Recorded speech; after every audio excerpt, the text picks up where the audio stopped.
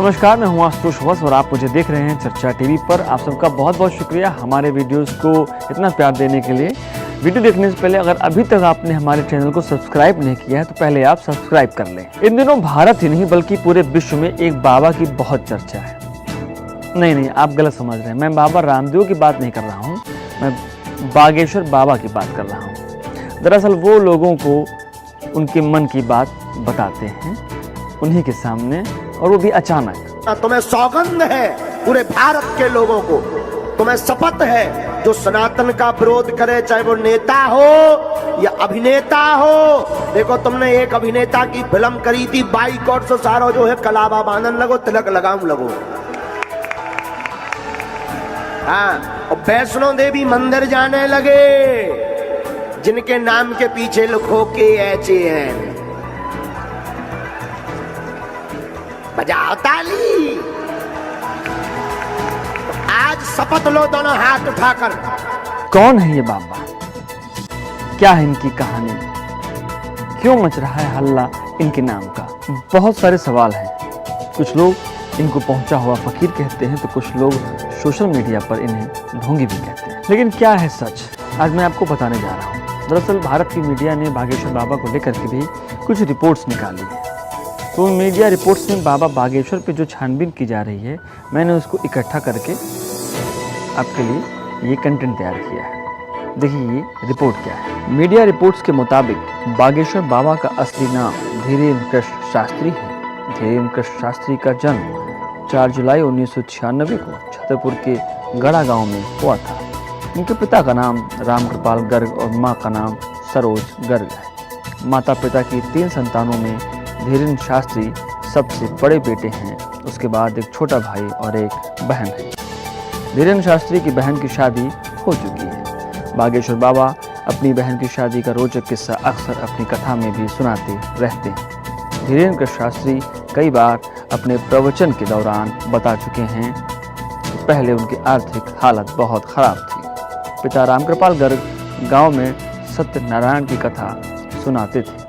बहन की शादी के लिए उन्होंने अपने मुसलमान दोस्त शेख मुबारक से 20,000 रुपये उधार लिए थे, जिसके बाद उन्होंने अपनी बहन की बारात का स्वागत किया। धीरेन्द्र शास्त्री ने परिवार की आर्थिक स्थिति ठीक न होने के कारण सिर्फ 12वीं तक ही पढ़ाई की। उसके बाद पिता की ही तरह भगवान सत्यनारायण की कथा सुनाने लगे। धीरेन्द्र शास्त्री ने 8वीं तक की पढ़ाई अपने गांव में की। इसके बाद वे अपने चाचा के पास चले गए और 12वीं तक की पढ़ाई वहीं से पूरी की। धीरेन्द्र कृष्ण शास्त्री के गांव में ही चंदेल कालीन बालाजी का प्राचीन मंदिर है। इसकी प्रसिद्धि अब बागेश्वर धाम के तौर पर है। इस मंदिर के पीठाधीश्वर धीरेन्द्र कृष्ण शास्त्री के दादा एवं गुरु भगवान दास से शास्त्रों का अध्ययन किया और कथा कहना भी सीखा।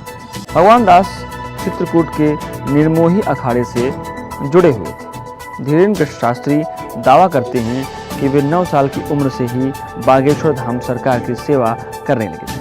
अपने दादा के साथ नियमित रूप से मंदिर भी जाया करते थे। इसी बालाजी मंदिर में ही अब उनके दादाजी भगवान दास गर्ग की समाधि है। धीरेन्द्र शास्त्री कहते हैं कि उनके दादाजी सिद्ध पुरुष थे। वे हर मंगलवार और शनिवार को मंदिर में दिव्य दरबार लगाते थे। लोगों की मन की बात जान लेते थे। उस समय भी लोग इस तरह से अर्जी लगाते थे। धीरेन्द्र शास्त्री दावा करते हैं कि बालाजी ने उन्हें साक्षात दर्शन दिया है। दादाजी की तरह वे भी हर मंगलवार व शनिवार को दिव्य दरबार लगाने लगे। इस दिव्य दरबार में लोग अर्जी लगाने लगे। लोगों की मन की बात को सवाल और उनका जवाब एक पन्ने पर लिखने लगे।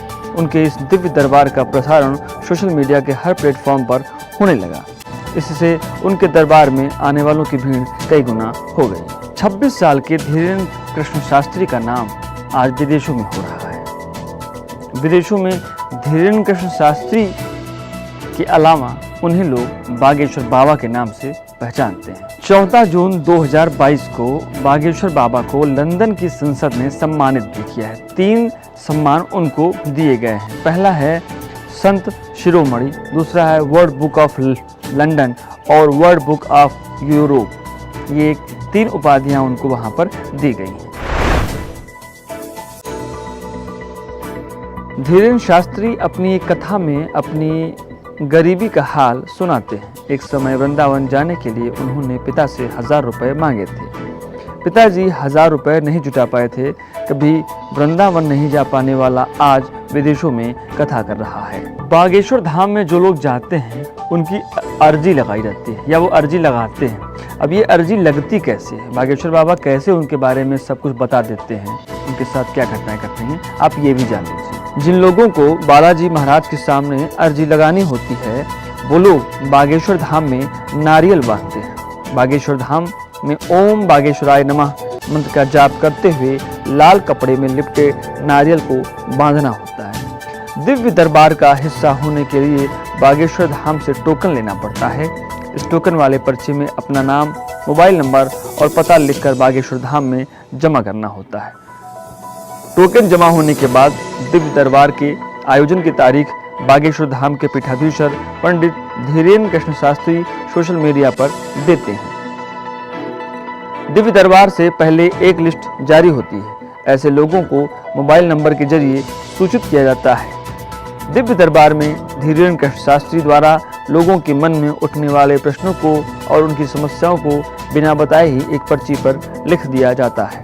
उनकी यही सिद्धि है जिससे उन्होंने प्रसिद्धि पाई है। बागेश्वर बाबा का नाम कई बार बड़े बड़े विवादों में भी आया है और इस समय एक बड़ा विवाद उनके साथ में जुड़ गया है। एक तरफ जहां बाबा बागेश्वर को लोग उनकी वाहवाही कर रहे हैं, वहीं बाबा बागेश्वर जहां पर रहते हैं, बागेश्वर धाम जहां पर, वहीं पर उन पर कुछ गंभीर आरोप भी लगाए जा रहे हैं। मीडिया रिपोर्ट्स के दैनिक भास्कर ने एक रिपोर्ट बनाई है, उन पर एक रिपोर्ट छापी भी।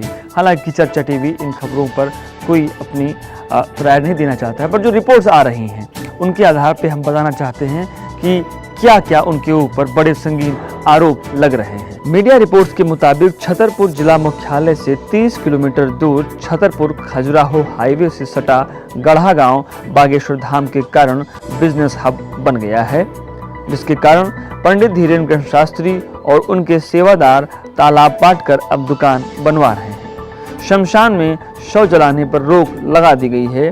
सरकारी जमीन को चारों ओर से घेर कर कब्जा किया जा रहा है।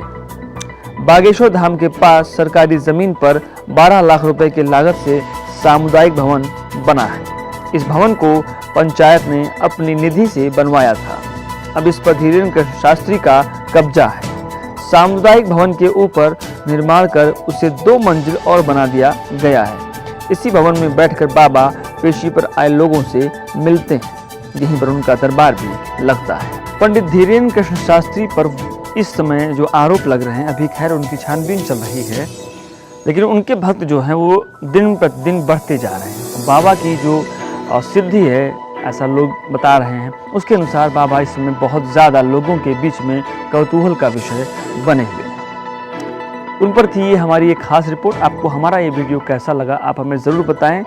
हाँ, अगर आपको ये वीडियो पसंद आ रहा हो तो इसे शेयर करें। शुक्रिया।